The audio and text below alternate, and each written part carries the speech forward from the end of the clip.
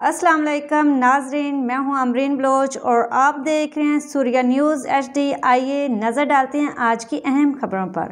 Jacob آباد آزاد media press club میں ایک اہم میٹنگ کا انعقاد کیا گیا، جس کی صدارت آزاد میڈیا پریس کلب کے صدر نواب علی لانگھا نے کی۔ پریس کلب کے عہدیداران میں جنرل سیکرٹری میر حسن سومرو، سینئر نائب صدر غلام نبی پیچوگو، نائب صدر وقار حسین قریشی، پریس سیکرٹری ظفر علی عمرانی، ڈپٹی جنرل سیکرٹری صاحب خان چانڈیو، خزانچی نصر اللہ میرانی، سرپرست اعلیٰ لکھمیر علی لانگھا نے شرکت کی، جس میں ممبران ذوالفقار سومرو، خالد حسین منجو، عبداللہ بررو سمیت اور دیگر ممبران نے شرکت کی۔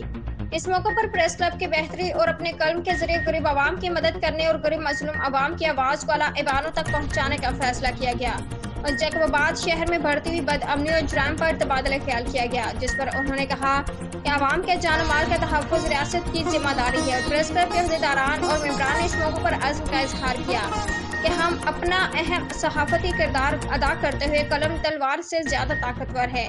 ہم عوام کی خدمت جاری رکھیں گے اور انہیں انصاف دلانے کی ہر ممکن کوشش کریں گے اور ان کی آواز اعلیٰ ایوانوں تک پہنچانے میں کوئی کسر نہیں چھوڑیں گے۔ اس موقع پر صدر نواب علی لانگھا نے تمام عہدیداران اور ممبران کا شکریہ ادا کیا۔ آج کے لیے اتنا ہی، مزید دیکھتے رہیے سوریہ نیوز HD۔